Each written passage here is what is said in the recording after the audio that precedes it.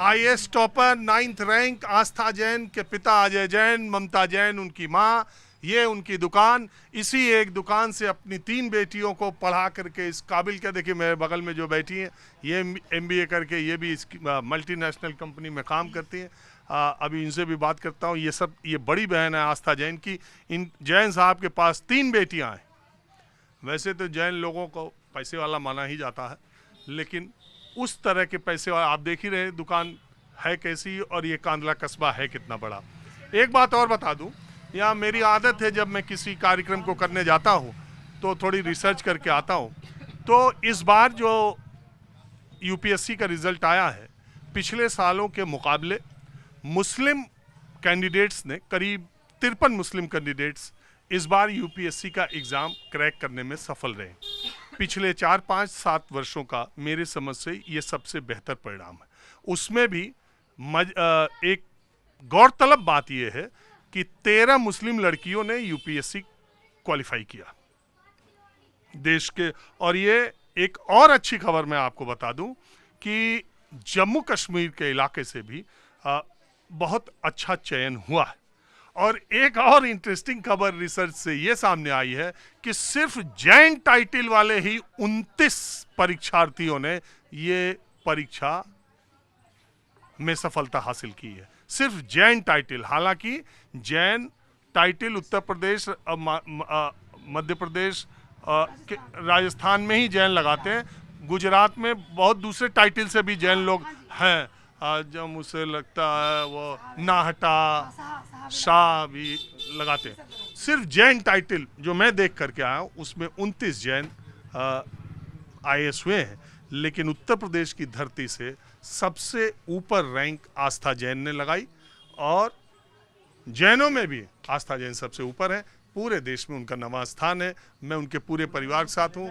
ये उनकी बड़ी बहन है और इनकी माँ कह रही हैं कि उनको मोटिवेट करने में इनका बहुत बड़ा हाथ है। आपका नाम क्या है? आंचल। आप कहाँ आंचल हैं अभी? मैं अभी गुड़गांव में जॉब करती हूँ। I am a manager. आपने कौन सा कोर्स किया? मैंने मास्टर्स किया है Tata institute of social sciences Mumbai से। अरे टीसीएस मुंबई। देखिए देखिए टीसीएस मुंबई एक बहुत ही सोशल साइंसेज का बड़ा सेंटर है और बड़ा प्रतिष्ठित इंस्टीट्यूट है, Tata institute of social sciences. आजकल उसके निदेशक मेरे ही हॉस्टल के सीनियर बद्री नारायण जी हैं, जो एक समय दलित चिंतक हुआ करते थे, अब आरएसएस चिंतक के तौर पे जाने जाते हैं। इससे पहले वो गोविंद पंत बल्लभ सामाजिक संस्थान के निदेशक थे। इन दिनों टीसीएस के निदेशक, आप जानती हैं बद्री नारायण जी को? इस समय वो निदेशक हैं वहाँ के। मतलब मैं अवेयर नहीं हूँ, बट या तो वो भी तो बड़ा अच्छा इंस्टीट्यूट है। तो आपने आईएएस बनने का क्यों फैसला नहीं किया? नहीं, मतलब मेरी रुचि बिजनेस में थी, तो मैंने पहले बीकॉम ऑनर्स किया। फिर उसके बाद मुझे कॉर्पोरेट जॉब अच्छी लगती थी, तो मैंने मास्टर्स किया एचआरएम में, और आज मैं उसी फील्ड में अपनी जॉब कर रही हूँ। तो आप होली में घर आई थी क्या? हाँ एग्जैक्टली, मैं होली पे घर आई थी, और फिर बिकॉज रिजल्ट आने वाला था तो मैंने 2 दिन का वर्क फ्रॉम होम ले लिया। अब आप भी यहीं से पढ़ी? हाँ, मैंने भी 10th तक यहाँ से किया है। फिर 11th 12th मैंने और आस्था ने साथ में शामली से किया था, और फिर उसके बाद मैंने देहरादून से की थी अंडर ग्रेजुएशन, और फिर मुंबई से पोस्ट ग्रेजुएशन। यहाँ आप किस स्कूल में पढ़ी थी? ईडन कॉन्वेंट स्कूल से पढ़े हम चारों बहन भाई। फिर उसके बाद संत गोरखनाथ लोकल स्कूल से ही पढ़े हैं। तो देखो, दिल्ली, मुंबई, लखनऊ, हैदराबाद, तमाम शहर जो खाली यूपी के ही मान लेते हैं, लखनऊ, बनारस, इलाहाबाद, गोरखपुर, मेरठ, बरेली, आगरा और कांधला आप लोग, तो मैं ये सिर्फ जानने के लिए आ रहा हूँ कि एज ए स्टूडेंट आपने कभी ये रियलाइज़ किया कि माँ बाप के पास पैसा होना या बहुत सारी चीज़ें किसी के हौसले को तोड़ सकती हैं, या वो अपने लक्ष्य को पाने में, मतलब सब एस्केप रूट है, जो बहाने हैं, जो नहीं करना चाहता, जो करना चाहता वो कर ही लेता है एट एनी कॉस्ट। एग्जैक्टली आपने जैसा बोला, जो करना चाहता है वो कर ही लेता है, और हमें ऐसा कभी महसूस भी नहीं हुआ। हमारे पास जो भी सुविधाएं किसी को ज़रूरत होती है पढ़ाई करने के लिए, वो हमेशा हमारे पास थी। तो हमने कभी ऐसा कुछ फील नहीं किया कि कुछ मिसिंग है। और प्लस हमारे पास सपोर्ट बहुत ज़्यादा था। जैसे पूरे बाज़ार में सब लोग हमें बहुत प्यार करते हैं। ये हमारे चाचा है, चाची है, उन्होंने हमेशा हमें बहुत प्यार किया। हम हमेशा खेलते थे इनके साथ। तो ऐसा कभी कुछ फील नहीं हुआ कि कुछ मिसिंग है। तो हमेशा पढ़ाई और सोशल स्ट्रक्चर हमेशा बहुत अच्छे से मिला है। तो आस्था के दिमाग में ये आईएएस बनने का सपना या आईपीएस का ये ये कहाँ से रूट आया? जब बड़ी बहन तो इतनी, आप भी पढ़ने में वो अच्छी ज़्यादा थी या आप? वो नहीं नहीं, so हम सभी मतलब चारों बहन भाई पढ़ने में। देखिए, इनके माता पिता बार बार बीच में बोल रहे हैं कि हमारे बच्चों की मास्टर असली तो यही है। कई बार बड़ी बहन भी माँ का, एज डिफरेंस कितना आप में? 2 साल का है मुझ में और आस्था में। कई बार बड़ी बहन भी माँ का रोल अदा करती है, ऐसी बात नहीं। हाँ जी, हाँ जी। सो चारों ही मतलब चारों हम लोग ठीक थे पढ़ाई में। और आस्था बहुत फोकस्ड है, बहुत ज़्यादा हम्बल भी है वो। तो आस्था का शुरू से, आस्था को पहले 9th तक तो बहुत होशियार थी। फिर 9th में उसने स्कॉटिश इंटरनेशनल स्कूल में जब एडमिशन लिया तो वहाँ पे उसको एक टीचर मिले, निर्दोष राठी सर। उन्होंने उसको डायरेक्शन दी है। सो उन्होंने, हमें तो नहीं पता था इतना इस बारे में यूपीएससी क्या होता है, कैसे होता है। उन्होंने समझाया, पूरा पाथ उसका बनाया और उसके बाद से उसकी स्पेसिफिक ट्रेनिंग वहीं से शुरू हो चुकी थी स्कूल टाइम से। तो उसने 11th में भी इसीलिए ह्यूमैनिटीज़ ली थी। फिर उसका 11th-12th में उसने ह्यूमैनिटीज़ से ही उसका ऑल इंडिया रैंक 4th है 12th में। उसके बाद फिर बैचलर्स में उसको जब मिरांडा हाउस में मिला था तो फर्स्ट कट ऑफ में ही उसका आ चुका था।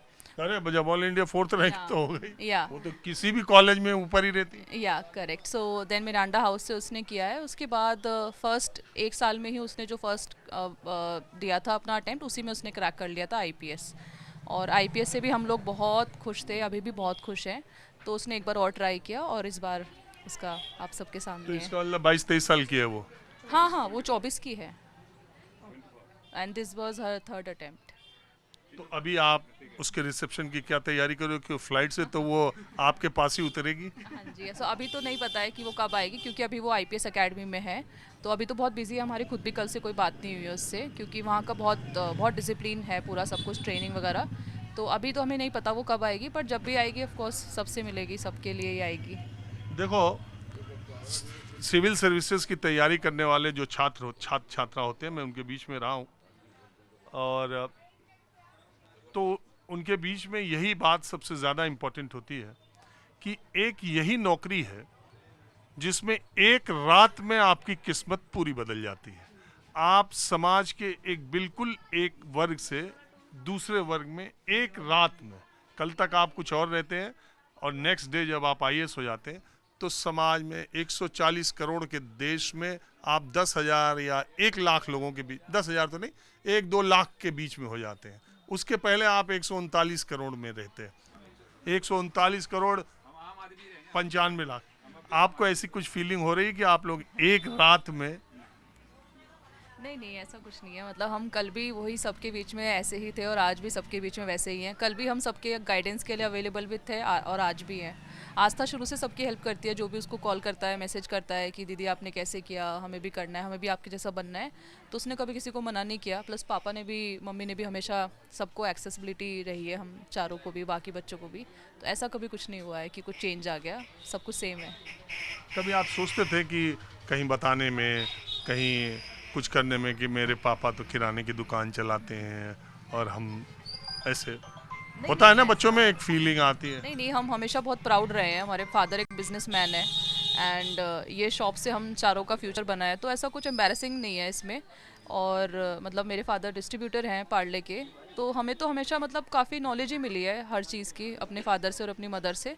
तो ऐसा कुछ नहीं है। मतलब मेरे पूरे फ्रेंड सर्कल को पता है, आस्था को पता है, हम सब इसी दुकान पे खेल के काम करके ही बड़े हुए हैं। तो ऐसा कुछ नहीं है कभी। अच्छा, यही घर में भी जाने का रास्ता है? नहीं नहीं, वो बराबर में हमारा एक है स्टेट्स, वहीं से है। अच्छा, इसी के ऊपर आप या लोग इसी हैं। के ऊपर हमारा है। तो आप लोगों के सक्सेस स्टोरी के बाद कांधला में पढ़ाई लिखाई के प्रति बच्चों का रुझान बदला है कि नहीं, ये इम्पोर्टेंट बात है। या यहाँ आपसे पहले भी अच्छा करने वाले लोग रहे हैं, या आप ही लोग लीडर्स माने जाओगे? नहीं नहीं, मतलब पहले भी बहुत रहे हैं, हम तो सिर्फ उस चीज़ को आगे कर रहे हैं। पहले भी आईएएस कोई हुआ यहाँ प्रॉपर? हाँ, आईएएस प्रॉपर? मतलब 20-30 साल पहले। दिल्ली के आयुक्त भी रहे हैं, डीडीए के आयुक्त भी रहे हैं। अच्छा। हाँ, सो वो थे, अभी आस्था का है, बट उसके अलावा भी सीए हैं काफ़ी बच्चे, और काफ़ी बच्चे मतलब आईएम वगैरह से भी एमबीए बहुत सारे बच्चे कर रहे हैं। पर हाँ, ये है कि आस्था के बनने के बाद जैसे कई सारे लोग बोलते हैं कि हम भी चाहते हैं अब आस्था जैसे बने, तो वो एक अचीवमेंट है हम सबके लिए।